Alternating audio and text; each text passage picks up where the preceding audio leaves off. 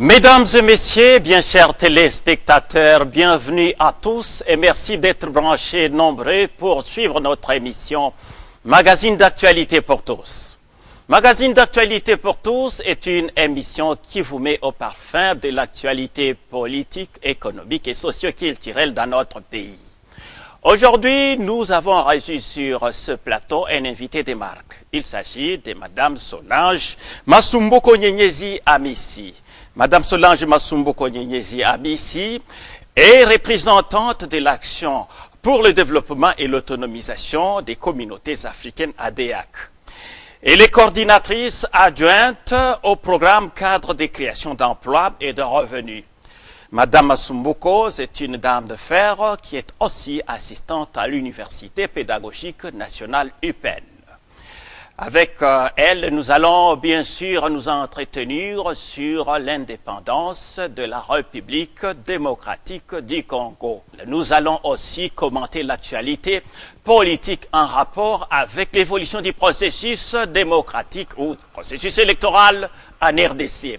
Vous constaterez que je ne suis pas seul sur ce plateau, je me suis fait accompagner de mes confrères, notamment Ambroise Mamba, mon complice de tous les jours, de Congo Web Télévision. Bonjour Ambroise Mamba. Bonjour, Benjamin. À tout seigneur de tonnerre du temps, bonjour Madame Solange.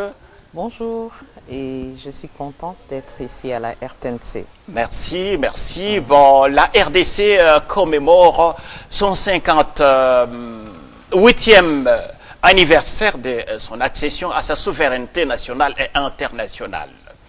58 ans après, d'abord le 30 juin, l'Ipanda ou Dipanda, bon, quels sont vos commentaires par rapport à cette date anniversaire? Oui, effectivement, la RDC a 58 ans d'âge. Si je peux comparer cet âge à une personne physique, je dirais 58 ans, c'est la maturité, c'est la sagesse.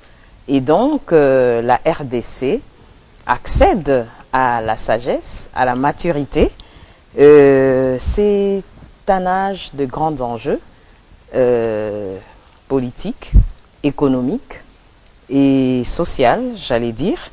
Et donc, je crois que notre pays, en accédant à 58 ans d'âge, nous n'avons plus droit à l'erreur parce que nous considérons que c'est un pays debout qui ne peut plus reculer, mais qui doit marcher et même courir. En termes de bilan, qu'est-ce que vous pouvez, quel est l'état de lieu que vous pouvez brosser?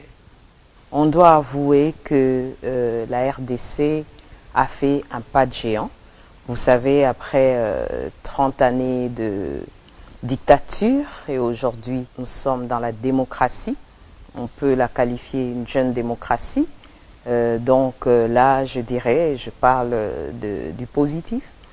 Je dirais aussi que la RDC, qui est un pays, sur le plan économique, connaît beaucoup de maturation et beaucoup de transformation. Comme je l'avais dit, c'est un âge de maturité. On sent un élan de développement, un élan de recul, de réflexion.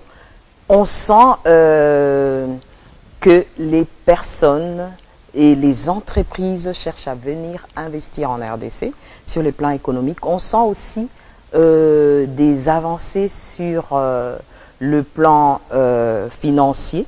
Ça veut dire sur le plan financier, nous avons la libéralisation. Aujourd'hui, partout dans le monde, c'est le rendez-vous du donner et du recevoir. Qu'est-ce que tu donnes et qu'est-ce que tu reçois? Et on sent de plus en plus sur le plan social et même socio-culturel. La RDC, c'est un modèle, vous le savez. Je ne peux même pas le dire, mais nous avons encore des efforts à fournir. Professionnaliser, par exemple, la musique et tout ce qui est intéressant.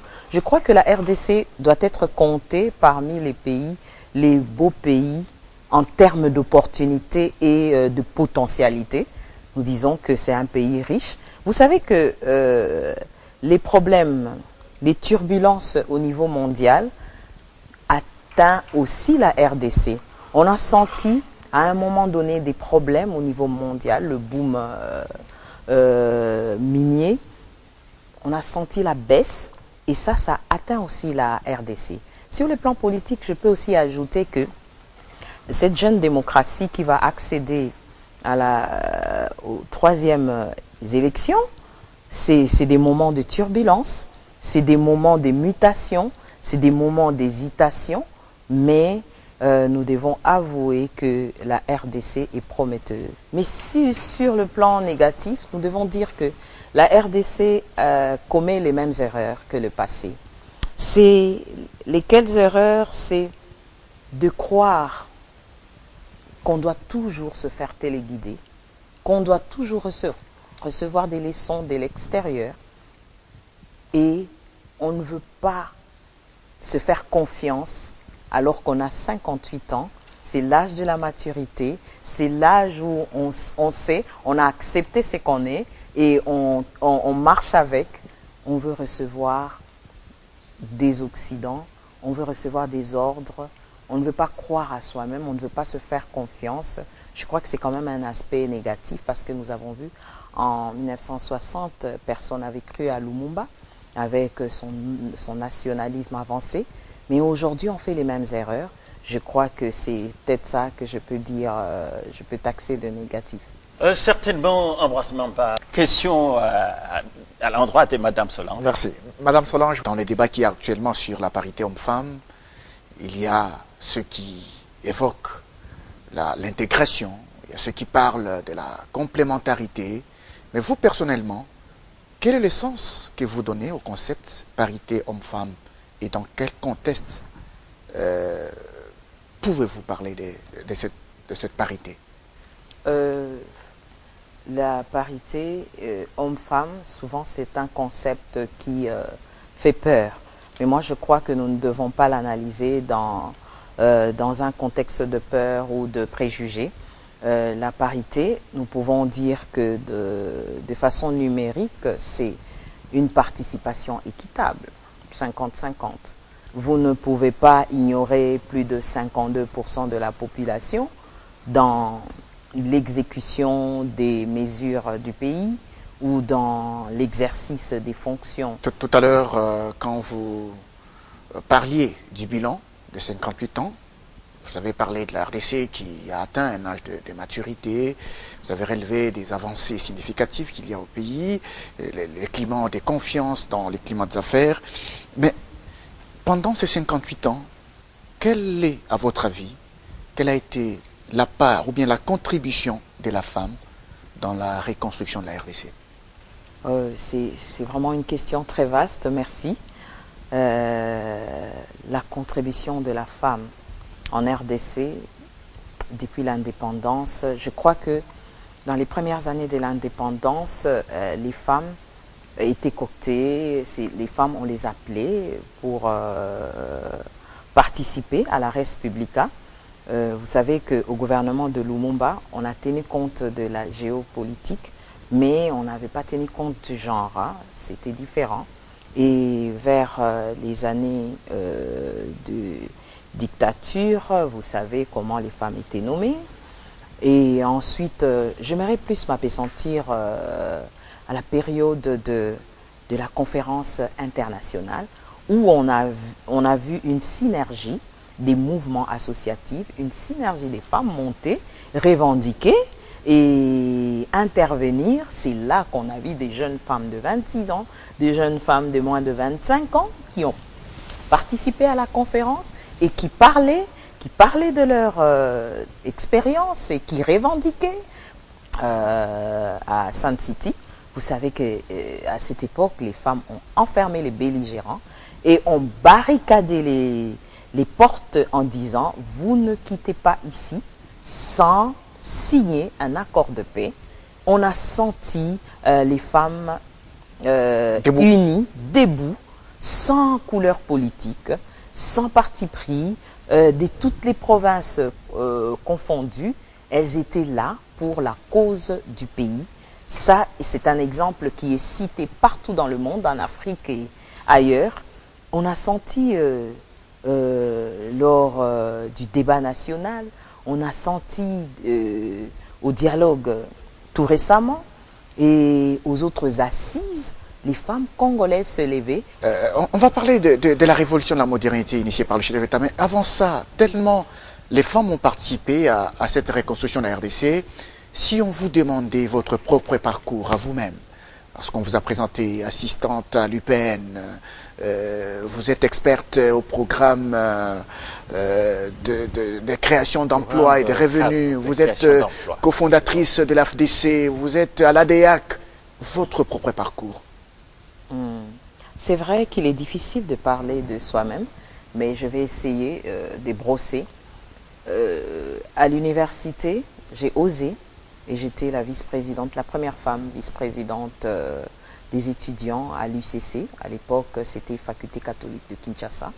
J'ai osé plaider la cause de l'Institut devant le chef de l'État et tant d'autres opportunités qu'on pouvait avoir. Vous savez, c'est que une présidente des étudiants fait. Et juste après, j'ai embrassé le monde associatif. Et c'est là que, en militant, en étant dans le monde associatif, je me suis dit, le plaidoyer seul ne suffit pas.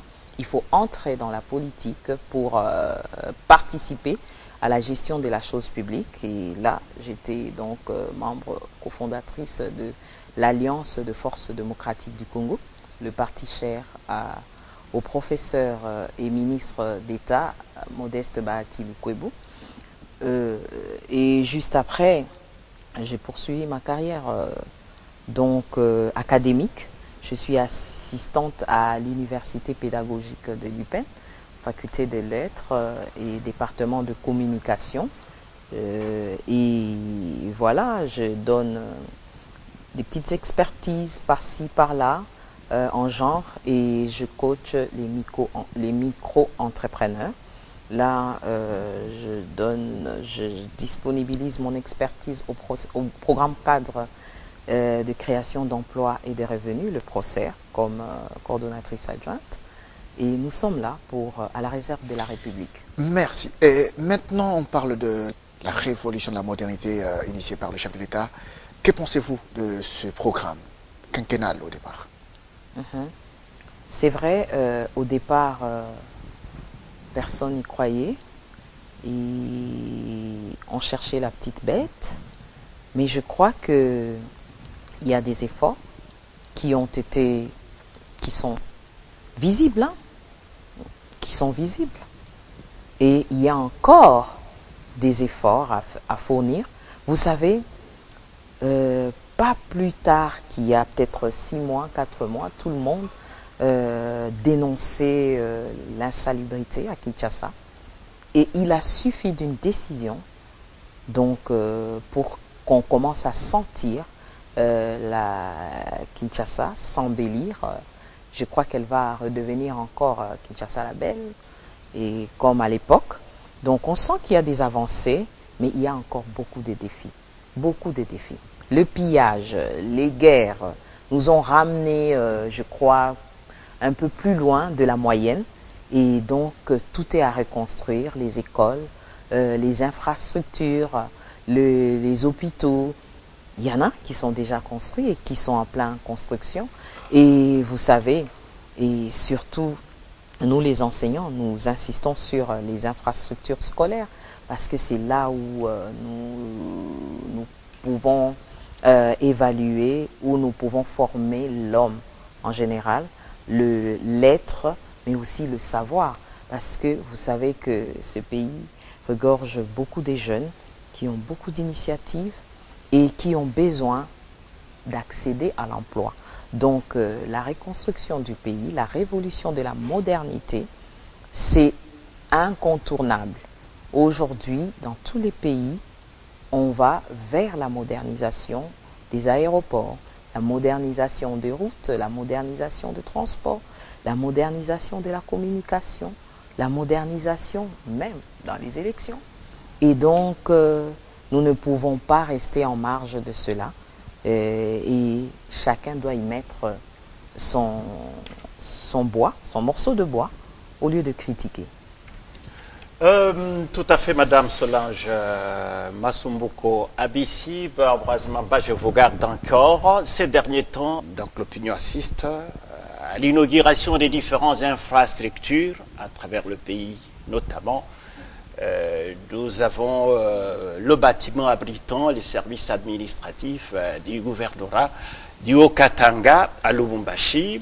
Il y a notamment également le port sec de Kasumbalesa. Il y a l'inauguration de la centrale hydroélectrique des Zongo 2 dans le Congo central, sans toutefois oublier l'ouverture des différents chantiers à Kalemi, dans le Tanganyika et ailleurs. Comment appréciez-vous l'exécution de ces ouvrages? Comme je le disais tout à l'heure, on mesure l'émergence d'un pays par ses infrastructures. Et donc, cela prouve à plus forte raison que ce pays est en train d'aller petit à petit vers son émergence, parce que ce sont les infrastructures de base, de qualité, qui doivent être des cadres et qui doivent en fait se multiplier, parce que ces infrastructures de qualité vont non seulement engager suffisamment de main-d'œuvre dans leur exécution, mais aussi vont permettre de réduire le chômage, parce qu'il y aura nécessité d'engager ces jeunes gens qui terminent, qui sont nombreux, qui terminent et qui manquent d'emploi.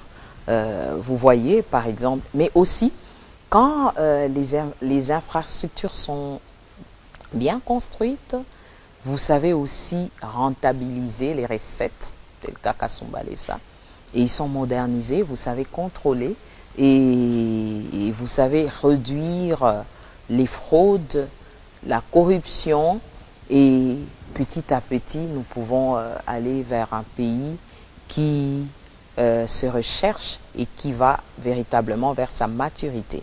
Revenons à l'AFDC où vous êtes cadre fondatrice.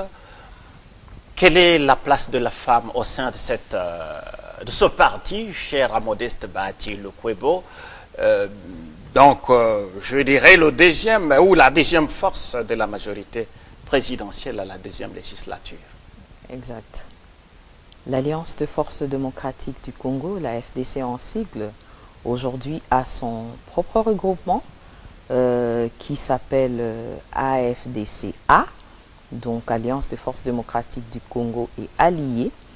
C'est un grand parti, vous l'avez dit, mais un jeune parti qui est né au lendemain des élections de 2011 et peut-être 5 ans, 6 ans après, deuxième force de la majorité. La FDC, elle est prometteuse, mais elle fait peur aussi.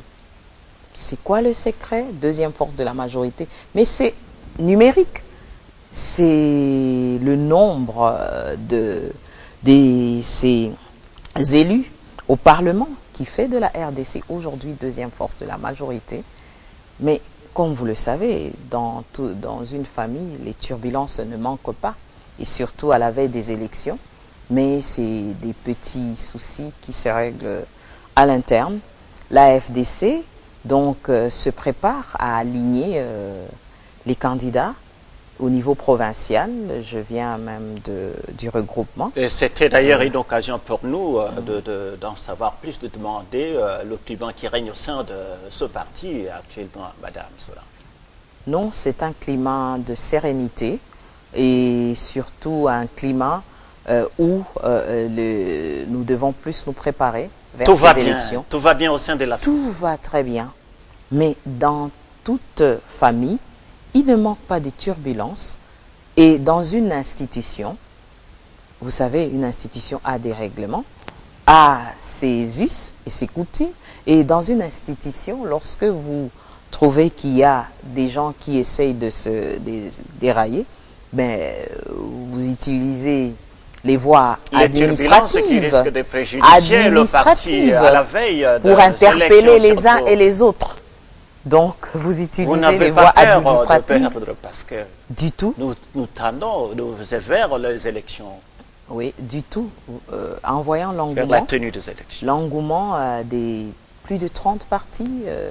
Plus de 30 partis qui font partie du regroupement, en voyant l'engouement des personnalités qui viennent adhérer à la FDC, on sent que c'est vraiment une force qui, dont le Congo avait besoin. Mais vous avez parlé de la place de la femme à l'Alliance de forces démocratiques du Congo. Je vous dis que la femme est bien considérée. Ce parti tient compte met en exergue la personne humaine et voudrait donc compter sur l'agriculture, là où, comme emblème, vous le savez, la femme, elle représente ce qu'elle est. Elle représente beaucoup parce que nous l'avons.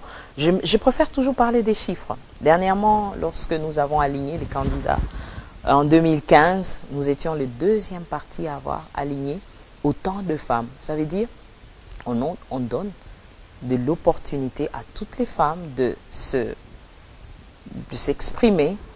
Et vous savez, nos mandataires, ce sont des femmes. Nous avons eu une ministre des Affaires sociales, c'était une femme. Nous avons la DGA de l'INPP, c'est une femme. Nous avons un délégué à la CENI, c'est une femme. Mais dans quel parti vous trouverez cela? Il y a de la place pour tout le monde. Et je crois que c'est ça. Le creuset des compétences, c'est le rendez-vous des compétences. Il n'y a pas à dire, on est serein, on se prépare pour aligner nos candidats à ces élections provinciales. Et donc, je crois que tout est calme et tout est à voir ce qui vient après. En tant que femme, sentez-vous à l'aise dans votre peau de politicienne ou envisagez-vous abdiquer pour faire autre chose?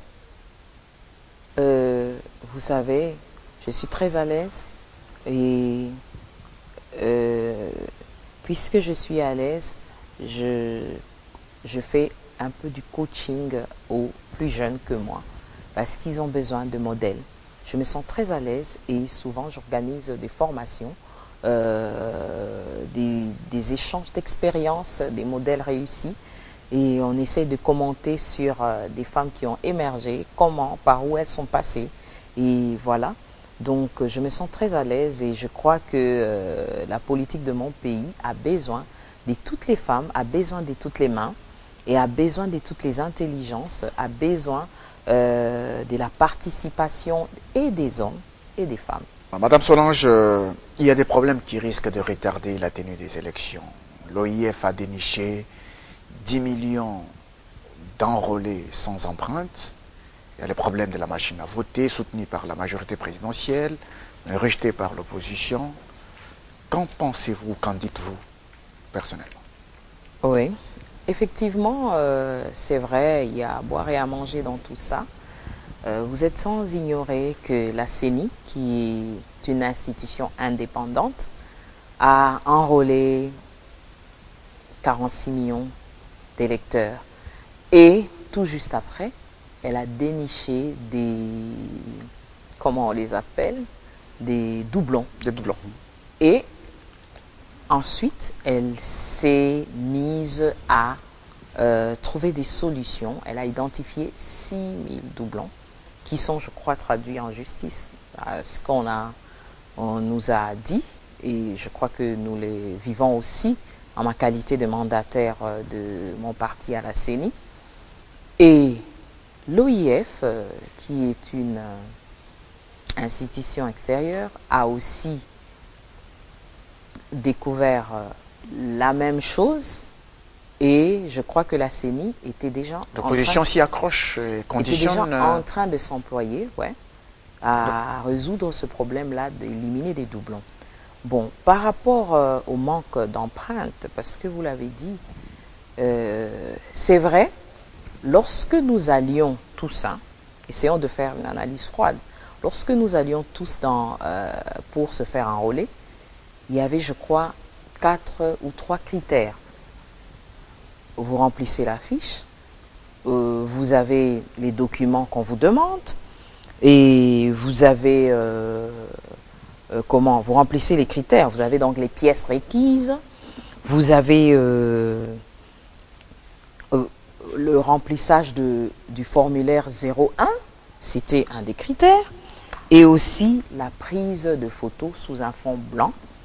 Et cette prise de photos sous un fond blanc, essayez d'identifier les pupilles, la pupille. Et le 4e élément, c'était l'empreinte. Je crois que moi j'ai vu ça, lorsqu'on mettait la main pour dégager l'empreinte, par moment c'était 20%, 30%, ça devait arriver à 80 ou 100% pour que cette empreinte soit considérée comme telle. Mais il y a peut-être des imperfections de la machine, technique. Il y a aussi la peau, des personnes qui ont peut-être utilisé des crèmes assez compliquées, où on n'a pas vu l'empreinte, mais je crois que les 3 autres éléments, s'ils sont là, ça n'annule en rien les faits. Mais l'opposition s'y accroche et conditionne la tenue des élections par le nettoyage de ce fichier. Mais non, moi je pense que sur les 4 critères, lorsqu'une personne remplissait, si vous remplissez 3 critères sur 4, je crois que vous avez plus de la moyenne. Et donc, le juge assesseur ou le responsable du centre donnait le quitus pour enrôler cette personne-là. Ce n'est pas une raison pour la mettre de côté parce que vous pouvez la reconnaître par les pièces, vous pouvez la reconnaître aussi par les yeux, donc les pupilles. Donc, je crois que ça n'annule en rien. Pourtant, c'est que moi, je crois que nous tous, nous devons plutôt nous employer à chercher des témoins et qu'il y ait des bons observateurs qui vont observer ces élections. Nous sommes quand même aux 3e élections. Je crois que nous avons capitalisé les expériences de 2006, les expériences fâcheuses de 2011. Et là, je crois que nul n'est besoin de croire que nous devons tous vigiler et observer et avoir des témoins. Je termine par la machine à voter. La machine à voter pose également problème. Il y a ceux qui disent qu'elle n'a pas fait l'unanimité, il n'y a pas eu de consensus entre les parties prenantes. Votre commentaire? Bon, c'est vrai, nous sommes en démocratie et vous savez que dans toute organisation, il y a la résistance au changement. Ça, c'est un fait réel, ça se justifie partout. Mais concernant la machine à voter, je crois que la CENI doit essayer de s'impliquer pour une bonne sensibilisation autour de cette machine qui, à mon sens, je crois que c'est une imprimante. Une machine qui imprime les bulletins papier. Et à dire, à entendre ou à en croire à la CENI, dans le cas d'un vote avec la machine à voter, on considérerait les comptages manuels seront considérés. Dans le cas où il y a divergence entre le comptage électronique de la machine et le comptage manuel, on va considérer le comptage manuel. Donc, lorsque cette machine nous imprime ces bulletins et qu'ils entrent dans le bac, je crois que nous avons la machine, mais nous avons aussi les bulletins qui sont là. Mais dans toute société, je crois que c'est le dialogue qui finit par créer une synergie. Les points de vue peuvent être divergents, mais il faut chercher à mettre les uns et les autres ensemble pour aller ensemble aux élections apaisées, crédibles et sans arrière-pensée et sans parti pris et sans préjugés. Je crois que tout le monde a besoin de passer des élections crédibles. Quant à la machine, il faut encore des séances de sensibilisation et à en croire encore la CENI. Et moi, c'est peut-être ce volet qui touche mon cœur. c'est une invention de nos enfants congolais. Un logiciel congolais. Oui, c'est un logiciel congolais. Les Coréens n'ont fait que assembler. Et donc, voilà, on peut encore dire là que c'est nos jeunes de l'ISTA, de l'UNIKIN en maths physique et partout ailleurs là, sont ingénieux jusqu'à inventer un outil qui peut nous servir, qui peut peut-être nous amener encore la modernité. Je crois que ce n'est pas à négliger. Mais ce qui est sûr, c'est que les acteurs politiques, nous devons tous chercher à crédibiliser ces élections et donc nous mettre ensemble pour voir les voies et moyens de répondre aux questions, aux inquiétudes. On a dit que c'est pour faire face à plusieurs bulletins que cette machine a été, que c'était une innovation pour faire face aux bulletins qui étaient très... Tout un cahier là. Tout un cahier, plusieurs cahiers. Et maintenant qu'il y a le regroupement, c'est toujours un questionnement. Quelle est l'opportunité de cette machine? Il faut peut-être essayer d'analyser la question froidement, sans parti pris, pour trouver un consensus autour de la question. Mais je crois que nous avons besoin des élections et nous n'avons pas besoin de reporter les élections. Nous, les femmes, je crois que c'est une opportunité pour nous de voir notre loi sur la parité être appliquée par ces élections, par ce mandat électif. Et donc, je crois qu'il serait intéressant de nous mettre ensemble et d'aller droit vers les élections. Mesdames et messieurs, bien chers téléspectateurs, je rappelle que nous avons reçu sur ce plateau Madame Solange Masumbuko Nyenyezi Amissi, qui est la représentante de l'Action pour le développement et l'autonomisation des communautés africaines, ADEAC. Madame Solange Masumbuko Amissi est coordinatrice adjointe au programme cadre de création d'emploi et de revenus. Elle est aussi assistante à l'Université pédagogique nationale UPenn. Pour entendre les interventions de quelques acteurs politiques, tant de la majorité que de l'opposition politique, il y a convergence d'idées pour un probable dialogue qui consisterait à lever l'équivoque sur le fichier électoral. Jugé bien sûr corrompu et la machine a voté. Donc, dites-nous, est-il encore opportun pour un tel dialogue pour le moment? Ben, moi, je suis une famille. Une famille ne peut pas évoluer sans dialogue. Le dialogue n'est pas mauvais en soi, mais l'essentiel, c'est aussi de connaître ses objectifs. Hein. Ce n'est pas le dialogue pour tourner en rond, mais si c'est des dialogues pour trouver des solutions idoines aux problèmes précis, ce n'est pas mal. Mais je crois que maintenant, nous sommes cap vers les élections. Et vous savez, si déjà les partis s'emploient pour commencer à payer les cautionnements de ces élections, pensez-vous que ces partis, ces personnes qui vont débourser 1 million 600 pour la députation nationale seront encore prêts à attendre, à voir ce qui s'est passé en 2015?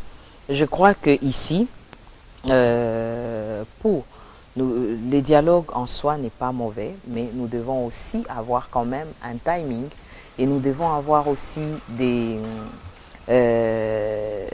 défis à relever en termes de temps.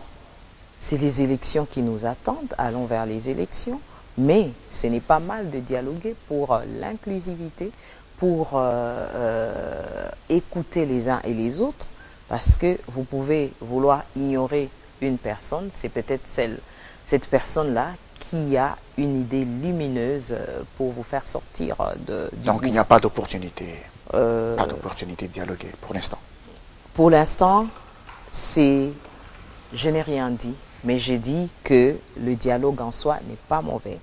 Tout à fait, tout à fait, madame. Nous tendons à la fin de notre émission rapidement avec la convocation de l'électorat par la Commission électorale nationale indépendante, la CENI.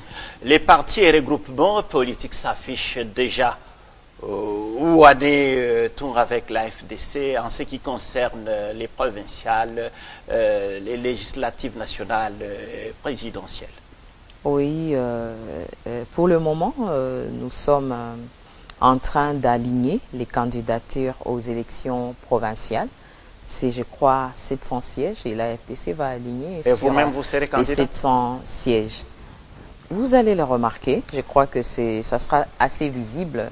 Je crois que la RDC a besoin quand même du renouvellement de la classe politique. Et la RDC veut compter aussi sur les mains de tout le monde.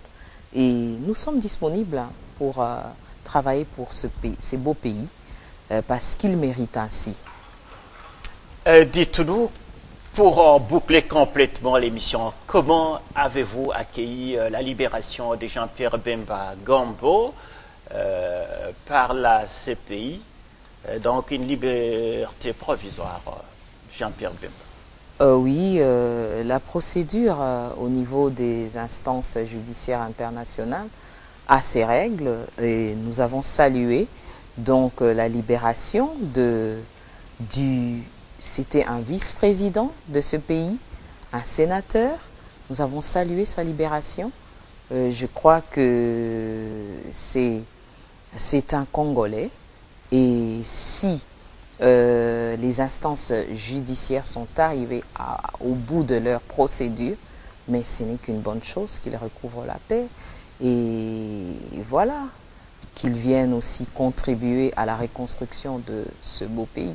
Qu'ils viennent contribuer à la reconstruction de notre beau pays.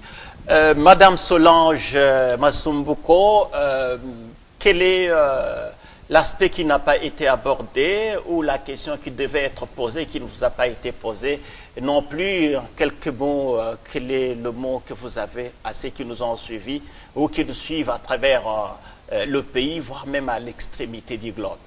Oui, je lance un appel vibrant à la jeunesse, hommes et femmes. Je crois que ce pays mérite donc l'implication des uns et des autres au moment de ces enjeux électoraux. Je crois que nous devons tous nous cabrer pour y participer, pour nous impliquer dans les idées, mais aussi pour nous impliquer dans les choix. Ça ne sert à rien d'observer sans observer. Et je voudrais aussi donc apprécier le potentiel qu'il y a dans la jeunesse congolaise. Vous savez, moi, lorsque je vais partout ailleurs, je me dis, ce pays est grand et ce pays a besoin des uns et des autres, des jeunes et de tout le monde. Et je crois que les jeunes filles, vous n'êtes pas exclus. Appropriez-vous des défis de ce pays, de la gouvernance, parce que on a besoin d'un plus petit, on a besoin d'un plus grand, on a besoin de tout le monde. Nous avons du potentiel en RDC, dans toutes les provinces, du potentiel en termes de richesse, nous avons du potentiel en termes naturel. Donc je crois que on a encore à travailler. Nous avons aussi, j'interpelle aussi les femmes, parce que sur 10% de participation, nous avons encore 40% à remplir. Donc c'est une opportunité pour la participation des uns et des autres et d'atteindre la parité en République démocratique du Congo. Pour être un pays émergent, il faut compter aussi sur la participation de tout le monde. Encore une fois, merci Madame Solange d'avoir accepté notre invitation. C'est moi qui vous remercie. Mesdames et messieurs, bien chers téléspectateurs, c'est ici que s'achève notre émission Magazine d'actualité pour tous. Je rappelle que nous avons reçu sur ces plateaux Madame Solange Masumbuko Nyenyezi Amisi, qui est représentante de l'Action pour le développement et l'autonomisation des communautés africaines, ADEAC. Madame Solange Masumbuko Nyenyezi Amisi est aussi coordinatrice adjointe au programme cadre de création d'emplois et de revenus. Elle est assistante à l'Université pédagogique nationale UPenn. Avec notre invité, vous avez suivi, nous avons parlé de l'indépendance, 30 juin 1960, 30 juin 2018, 58 ans après.